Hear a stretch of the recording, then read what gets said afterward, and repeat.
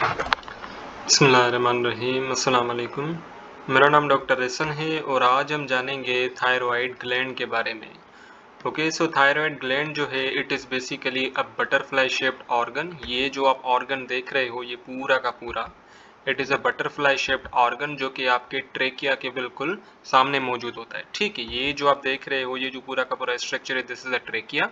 तो ट्रेकिया के बिल्कुल फ्रंट पे ये मौजूद होता है और जो हमारी नेक है, हमारी जो गर्दन है, उस गर्दन के बिल्कुल बेस पे यानी कि नीचे वाला जो पार्ट है गर्दन का वहाँ पे मौजूद होता है। ठीक है। So in human the thyroid gland is located at the base of the neck in front of the trachea. ठीक है।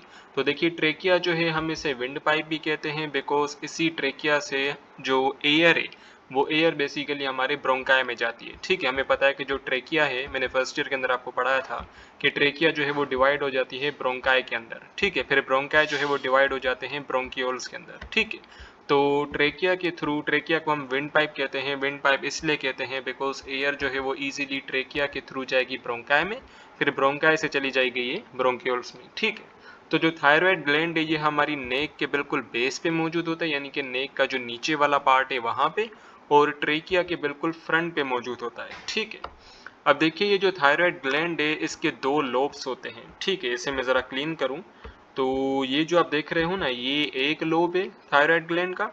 ठीक है, और ये दूसरा लोब है थायराइड ग्लैंड का। ठीक है, तो बेसिकली थायराइड ग्लैंड जो है ये बायलोब्ड स्ट्रक्चर है। ठीक है, बायलोब्ड यानी कि दो लोब है इसके पास, और ये जो दोनों लोब है ये एक स्ट्रक्चर के साथ कनेक्टेड होते हैं जिसे हम कहते हैं इस्थमस। ठीक है, ये वाला जो आप पार्ट दिख रहे हो ना थायराइड ग्लैंड का, जो कि इन्हीं दोनों लोब्स को आपस में कनेक्ट कर रहा है, तो इस वाले पार्ट को हम कहेंगे इस्थमस। ठीक है, सो देखिए एंट्री टेस्ट में जो है ना वो क्या करेंगे कि वो थायराइड ग्लैंड की पिक्चर दे देंगे आपको, और आपको कहेंगे कि भाई ये वाला जो पार्ट है ना, इस वाले पार्ट पे वो एरो लगा देंगे और आपको कहेंगे कि भाई इस वाले पार्ट को हम क्या कहते हैं, तो इस वाले पार्ट को हम कहते हैं इस्थमस। ठीक है, तो बेसिकली थायराइड ग्लैंड जो है इट इज बायलोब्ड स्ट्रक्चर। ठीक है, और इस्थमस जो है इन्हीं दोनों लोब्स को आपस में बाइंड करता है, आपस में कंबाइन करता है। ठीक है, अब देखिए मैंने पिछली वीडियो के अंदर भी आपको बताया था कि जो थायराइड ग्लैंड है वो तीन किस्म के हार्मोन जो है वो सिक्रीट करता है।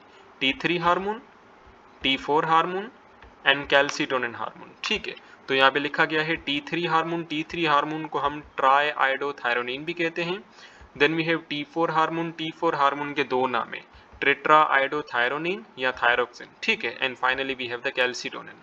अब देखिए हम इसे ट्राई आयोडोथायरोनिन क्यों कहते हैं, देखिए नाम से ही जा रहे, ट्राई यानी कि थ्री, आयोडो यानी कि आयोडीन, एंड थायरोनिन यानी कि जो थायराइड ग्लैंड से मुवाकिफ हो। ठीक है, तो बेसिकली ट्राई आयोडोथायरोनिन ये वाला जो हार्मोन है इसमें तीन आयोडीन जो है वो मौजूद होते हैं, और जो ट्रेट्रा आयोडोथायरोनिन है नाम से ही जा रहे, ट्रेट्रा यानी कि फोर, आयोडो यानी कि आयोडीन, तो इस वाले हार्मोन में चार आयोडीन के मॉलिक्यूल्स जो है वो मौजूद होंगे, इसलिए हम ट्रेट्रा आयोडोथायरोनिन को T4 कहते हैं। ये जो 4 लिखा हुआ है ना, 4 इसी आयोडीन को रिप्रेजेंट कर रहा है। सिमिलरली T3 में ये जो 3 लिखा हुआ है ये 3 इसी आयोडीन को रिप्रेजेंट कर रहा है। ठीक है, सो द थायरोक्सिन और T4 contains the 4 atoms of iodine. ठीक है, मैंने आपको बता दिया।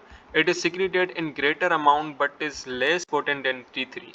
देखिए हमारी बॉडी में ज्यादातर जो मेटाबॉलिक एक्टिविटीज परफॉर्म करवाता है ना वो T3 हार्मोन है। ठीक है, आल्दो T4 हार्मोन, देखिए थायराइड ग्लैंड जो है ना वो ज्यादा से ज्यादा T4 हार्मोन सिक्रेट करता है। ठीक है, लेकिन T3 हार्मोन जो है ना मेटाबॉलिक एक्टिविटीज यही परफॉर्म करवाता है। अब इसको मैं आपको जरा यहाँ पे समझाऊं, तो suppose this is a cell, ये सेल मेम्ब्रेन है और ये बेसिकली न्यूक्लियस है। ठीक है, अब देखिए जो थायराइड ग्लैंड है ये हमारा थायराइड ग्लैंड है। सपोज कि इसने T4 हार्मोन को सिक्रेट किया। अब T4 हार्मोन जैसे ही सेल के करीब जाएगा ना, तो ये जो T4 हार्मोन है ये कन्वर्ट हो जाएगा T3 में, और T3 जो है फिर इसी सेल के अंदर चला जाएगा और जो मेटाबॉलिक एक्टिविटी है सेल के अंदर वो परफॉर्म करवाएगा। ठीक है, देखिए क्वांटिटी में T4 ज्यादा सिक्रीट हो रहा है, लेकिन काम किसका है, काम है T3 का। ठीक है, बिकॉज यही T4 कन्वर्ट हो जा रहा है T3 में। ठीक है, फिर ये जो T3 है ये चला जाएगा हमारे सेल के अंदर और मेटाबॉलिक एक्टिविटीज जो है वो परफॉर्म करवाएगा।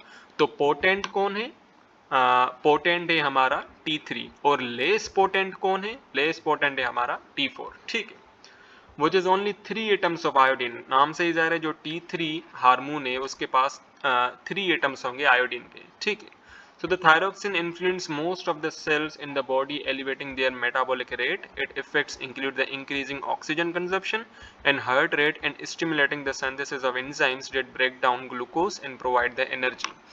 So देखिए क्या हो रहा है, ये जो थायरॉक्सिन है, ठीक है, सबसे पहले कहानी जो है वो यहाँ से शुरू होगी। ये जो थायराइड ग्लैंड है इसने सीक्रेट किया थायरॉक्सिन, ठीक है, जिसे हम T4 कह रहे हैं। अब जो T4 है ये कन्वर्ट होगा T3 में। T3 जो है ये चला जाएगा हमारे सेल के अंदर। अब इस सेल के अंदर ये क्या कराएगा कि ज़्यादा से ज़्यादा ग्लाइकोलाइसिस, ज़्यादा से ज़्यादा क्रेब्स साइकिल और ज़्यादा से ज़्यादा इलेक्ट्रॉन ट्रांसपोर्ट चेन जो है ये परफॉर्म करवाएगा, ठीक है। देखिए ये तीनों चीज़ें जो है मैंने आपको फर्स्ट ईयर के अंदर बहुत डिटेल में पढ़ाई थी, खासकर जो क्रेब्स साइकिल है इसके ऊपर मैंने ज़्यादा स्ट्रेस दिया था, ठीक है। इसको तो मैंने बहुत ही ज़्यादा डिटेल में पढ़ा है। तो ये जो तीनों चीज़ें हैं ये आपको एनी हाउ आनी चाहिए, बिकॉज इन्हीं तीनों चीज़ें में क्या हो रहा होता है कि एटीपी जो है ना वो ज़्यादा से ज़्यादा बन रही होती है, ठीक है। एटीपी जो है वो ज़्यादा से ज़्यादा बन रही होती है। तो ये जो T3 हार्मोन है ये क्या करेगा कि इस ग्लाइकोलाइसिस को बढ़ा देगा, क्रेब्स साइकिल को भी बढ़ा देगा और इलेक्ट्रॉन ट्रांसपोर्ट चेन को भी बढ़ा देगा। अब देखिए जो क्रेब्स साइकिल और इलेक्ट्रॉन ट्रांसपोर्ट चेन है ना, इसमें हमें ऑक्सीजन की रिक्वायरमेंट होती है। तो अगर Krebs cycle and electron transport chain अगर ज्यादा परफॉर्म होंगे तो जाहिर सी बात है ज्यादा ऑक्सीजन कंज्यूम होगा, ठीक है। तो थायराइड ग्लैंड क्या करवा रहा है कि ऑक्सीजन की जो कंजप्शन है ना, ऑक्सीजन की कंजप्शन उसको बढ़ा रहा है, ठीक है। सिमिलरली हार्ट रेट, देखिए हार्ट को पंप करने के लिए भी ज्यादा से ज्यादा ऑक्सीजन चाहिए होता है। तो हार्ट रेट की एक्टिविटी को भी ये थायराइड ग्लैंड जो थायरॉक्सिन जो है वो बढ़ा देता है, ठीक है। लेकिन थायरॉक्सिन खुद नहीं बढ़ाता, थायरॉक्सिन पहले कन्वर्ट हो जाता है T3 में और उसके बाद ये T3 जो है ये चला जाता है हमारे हार्ट के पास, ठीक है। और फिर हार्ट की जो पंपिंग एक्टिविटी है उसे बढ़ा देता है, यानी कि हार्ट के जो मसल्स हैं उनको ज्यादा से ज्यादा कॉन्ट्रैक्ट करवाता है, ठीक है। And then we have it causes the synthesis of those enzyme that break down the glucose and provide the energy, ठीक है। सो देखिए ग्लाइकोलाइसिस में क्या हो रहा है, क्या हो रहा होता है, ये वाला जो स्टेप है ग्लाइकोलाइसिस में बेसिकली ग्लूकोज जो है वो टूट रहा होता है, ठीक है। जब ग्लूकोज टूटेगा तो हमें एटीपी मिलेगी, ठीक है। लेकिन हमें पता है कि जो ग्लाइकोलाइसिस ये ऐसे ही परफॉर्म नहीं होता। ग्लाइकोलाइसिस में हमें मल्टीपल एंजाइम्स चाहिए होते हैं, जैसे ग्लूकोज 6 फॉस्फेट हो गया, ठीक है, और ग्लूकोज 1,6 बिसफॉस्फेटेज हो गया, ठीक है। ये सारे के सारे एंजाइम्स जो मैंने आपको ग्लाइकोलाइसिस में पढ़ाए थे। तो ये थायरॉक्सिन क्या करता है, पहले कन्वर्ट हो जाता है T3 में, फिर T3 क्या करवाता है, इन्हीं एंजाइम्स की ज्यादा से ज्यादा सिंथेसिस करवाता है ताकि ज्यादा से ज्यादा ग्लाइकोलाइसिस परफॉर्म हो सके और ज्यादा से ज्यादा ग्लूकोज टूटे ताकि हमें एनर्जी मिले, एटीपी मिले, ठीक है। So in adults, the metabolic rate involved in regulating the body temperature and exposure to cold, for example, greatly increases thyroid hormone production level of thyroxine in the blood, maintained by feedback loop. तो देखिए क्या हो रहा है कि ये जो हमारे थायराइड हार्मोन्स हैं, ठीक है, जो थायराइड ग्लैंड से निकलते हैं वो हमारे मेटाबॉलिक रेट को बढ़ा देते हैं, ठीक है। ये बेसिकली क्या कर रहे होते हैं, मेटाबॉलिक रेट को बढ़ा रहे होते हैं। जब सर्दियां आती हैं, सर्दियों में क्या हो रहा होता है कि जो बॉडी टेम्परेचर है ना वो कम हो रहा होता है, ठीक है। इवन हमारे बॉडी के अंदर जो टेम्परेचर हो रहा होता है वो भी कम हो रहा होता है। लेकिन ये थायराइड ग्लैंड से क्या हो रहा होता है, ज्यादा से ज्यादा थायराइड हार्मोन्स जो है वो सीक्रेट हो रहे होते हैं विंटर सीजन में। उससे क्या होता है कि जो मेटाबॉलिक एक्टिविटी है हमारे बॉडी की वो बढ़ जाती है और हमारा बॉडी टेम्परेचर जो है वो मेंटेन हो जाता है। सिमिलरली जब समर सीजन आता है तब गर्मियां बढ़ जाती हैं, इवन हमारी बॉडी का जो टेम्परेचर है वो भी थोड़ा सा बढ़ जाता है। उस दौरान क्या होता है कि थायराइड ग्लैंड में से जो थायराइड हार्मोन्स है वो कम सीक्रेट होते हैं ताकि जो मेटाबॉलिक रेट है वो भी कम हो, ठीक है। देखिए क्या हो रहा होता है कि जब भी कोई भी मेटाबॉलिज्म, कोई भी मेटाबॉलिक एक्टिविटी परफॉर्म होती है तो एंड में हीट निकल रही होती है। ये चीज आपने ज़हन में रखनी है कि भाई जब भी ग्लूकोज टूटेगा हमें एटीपी तो मिलेगी, लेकिन एटीपी के साथ साथ हमें हीट भी मिलेगी, गर्माइश भी मिलेगी, ठीक है। तो कोई भी मेटाबॉलिक एक्टिविटी जो है जब परफॉर्म हो रही होती है, जब कोई भी कैटाबॉलिज्म होता है ना, कैटाबॉलिज्म के नतीजे में हीट निकलती है, ठीक है। तो विंटर सीजन में क्या होता है कि सर्दियां आ जाती हैं, हमें बॉडी टेम्परेचर को मेंटेन करना है। कैसे मेंटेन होगा, थायराइड ग्लैंड जो है वो ज्यादा से ज्यादा थायराइड हार्मोन को सीक्रेट करेगा। वही थायराइड हार्मोन्स क्या करेंगे कि हमारी मेटाबॉलिक एक्टिविटी को, और मेटाबॉलिक एक्टिविटी में खास करके जो कैटाबॉलिक एक्टिविटी है और उसमें भी जो ग्लूकोज का जो टूटना है उसको बढ़ा देता है ताकि ज्यादा से ज्यादा हीट प्रोड्यूस हो और हमारा बॉडी टेम्परेचर मेंटेन हो। और और गर्मियों में क्या हो रहा होता है समर सीजन में कि जो थायराइड ग्लैंड है उसमें से कम थायराइड हार्मोन सिक्रीट होते हैं ताकि हीट जो है वो कम प्रोड्यूस हो। कैसे कम प्रोड्यूस होगी? बिकॉज जाहिर सी बात है, जब थायराइड ग्लैंड में से कम हार्मोन सिक्रीट होंगे तो मेटाबॉलिक एक्टिविटी भी कम हो जाएगी। मेटाबॉलिक एक्टिविटी कम हो जाएगी तो ग्लूकोज जो है वो कम टूटेगा, जब कम टूटेगा तो हीट भी कम रिलीज होगी। ठीक है। और ये जितने भी सिस्टम होते हैं ना कि भाई सर्दियों में थायराइड ग्लैंड से कम हार्मोन का सिक्रीट होना और विंटर सीजन में थायराइड ग्लैंड में से ज़्यादा हार्मोन का सिक्रीट होना, वो बेसिकली फीडबैक मैकेनिज्म के थ्रू कंट्रोल हो रहा होता है। ठीक है। फीडबैक मैकेनिज्म क्या है, मैंने आपको फर्स्ट ईयर के अंदर भी पढ़ाया था और इस चैप्टर में हम आगे चल के भी पढ़ेंगे। ठीक है। अब देखिए, जो थायराइड हार्मोन है, स्पेसिफिकली जो थायरॉक्सिन है, ठीक है, बल्कि थायरॉक्सिन है या T3 है या कैल्सिटोनिन है, जो भी है, उसे रिलीज कौन करवाता है? उससे रिलीज करवाता है थायराइड स्टिमुलेटिंग हार्मोन TSH। ठीक है। अब मैं आपको इसे दोबारा से यहाँ पे समझाऊं तो this is the pituitary gland. ठीक है, ये बेसिकली हमारा पिट्यूटरी ग्लैंड है और पिट्यूटरी में से ये जो एंटीरियर पिट्यूटरी ग्लैंड है, this is the anterior pituitary gland. ठीक है, this is the anterior pituitary gland और यहाँ ऊपर हाइपोथैलेमस होगा। ठीक है, यहाँ पे बेसिकली हाइपोथैलेमस होगा। This is the anterior pituitary gland. Anterior pituitary gland जो है एक हार्मोन रिलीज करेगा जिसका नाम है TSH, थायराइड स्टिमुलेटिंग हार्मोन। ठीक है। फिर ये जो थायराइड स्टिमुलेटिंग हार्मोन है ये जाएगा हमारे थायराइड ग्लैंड के पास, ये चला गया हमारे थायराइड ग्लैंड के पास और थायराइड ग्लैंड के अंदर जाके ये थायराइड ग्लैंड को कहेगा कि भाई तुम T3, T4 and calcitonin hormone को ब्लड में रिलीज करो। ठीक है। फिर ये थायराइड ग्लैंड क्या करेगा कि ये जो ब्लड वेजल है, इसी ब्लड वेजल के अंदर T3 को, T4 को और कैल्सिटोनिन को रिलीज करवा देगा। ठीक है। तो TSH क्या करता है? TSH basically T3 hormone, T4 hormone and calcitonin hormone को रिलीज करवाता है। ठीक है। So TSH from the anterior pituitary, which in turn is stimulated by releasing hormone from the hypothalamus known as the thyroid releasing hormone। अब देखिए, ये जो TSH है, थायराइड स्टिमुलेटिंग हार्मोन, ये वाला, ये कैसे रिलीज हुआ? ये ऐसे रिलीज हुआ जब हाइपोथैलेमस ने एक हार्मोन सिक्रेट किया जिसका नाम है थायरॉइड रिलीजिंग हार्मोन। जब ये थायराइड रिलीजिंग हार्मोन चला गया हमारे एंटीरियर पिट्यूटरी में, इसने एंटीरियर पिट्यूटरी से थायराइड स्टिमुलेटिंग हार्मोन को सिक्रीट करवाया। फिर ये जो थायराइड स्टिमुलेटिंग हार्मोन है, फिर ये चला गया हमारे थायराइड ग्लैंड के पास। ठीक है। और थायराइड ग्लैंड में जाके इसने क्या किया? थायराइड हार्मोन को सिक्रीट करवाया। So excessive secretion of the thyroid known as the hyperthyroidism. देखिए, जब नॉर्मली क्या हो रहा होता है कि नॉर्मली एक बैलेंस अमाउंट में, कम अमाउंट में जो है ये, मतलब एक नॉर्मल अमाउंट में जो थायराइड हार्मोन्स है वो सिक्रीट हो रहे होते हैं। अगर ये थायराइड हार्मोन एक्सेसिव अमाउंट में सिक्रीट हो, यानी कि हद से ज्यादा सिक्रीट हो जाए, तो उस कंडीशन को हम कहते हैं हाइपरथायराइडिज्म। ठीक है। हाइपर यानी कि एक्सेसिव, थायराइडिज्म यानी कि रिलीज ऑफ थायराइड हार्मोन। तो हाइपरथायराइडिज्म हम कहते हैं कि excessive release of thyroid hormones. ठीक है।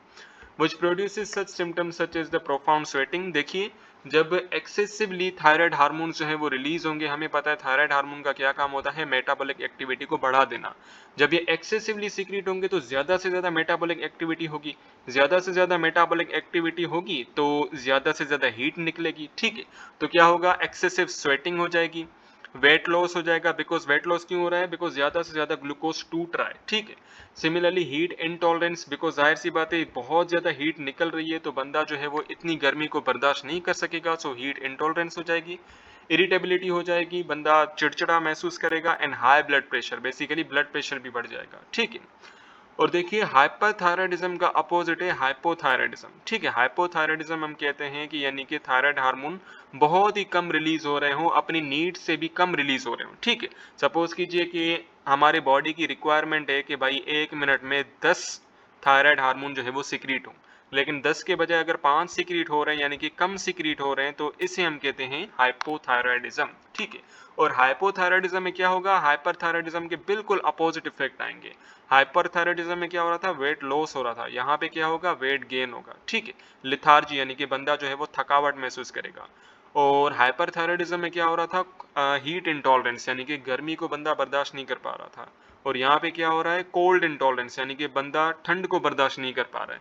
कोल्ड इंटॉलरेंस क्यों हो रही है? बिकॉज ग्लूकोज टूट ही नहीं रहा। ग्लूकोज को कौन तोड़ रहा है? थायराइड हार्मोन तोड़ रहा है ना। जब थायराइड हार्मोन उस अमाउंट में सिक्रीट ही नहीं होगा तो ग्लूकोज बेसिकली टूटेगा ही नहीं उस अमाउंट में, जिसकी वजह से कम हीट जो है वो रिलीज होगी और कोल्ड इंटॉलरेंस हो जाएगी। ठीक है। सो देखिए, अगर बच्चों में ये हाइपोथायराइडिज्म हो जाए तो उस कंडीशन को हम कहते हैं क्रेटिनिज्म। ठीक है। उस कंडीशन को हम कहते हैं cretinism. So children born with hypothyroidism are stunted in their growth and suffer severe intellectual ability and a condition called the cretinism। तो बच्चों के अंदर अगर हाइपोथायराइडिज्म हो तो उस कंडीशन को हम कहते हैं क्रेटिनिज्म। और देखिए ये जो थायराइड हार्मोन है ये ग्रोथ के लिए रिस्पॉन्सिबल होता है, ठीक है, यानी कि बच्चा जब बच्चे की जो हाइट है वो बढ़ रही होती है just because of the thyroid hormone. अगर थायराइड हार्मोन की कमी होगी, हाइपोथायराइडिज्म होगी, तो ग्रोथ जो है वो भी रिटार्डेड होगी, वो भी स्टंट हो जाएगी, रुक जाएगी। सिमिलरली जो थायराइड हार्मोन है वो हमारी इंटेलेक्चुअल एबिलिटीज को भी कंट्रोल कर रहा होता है, ठीक है।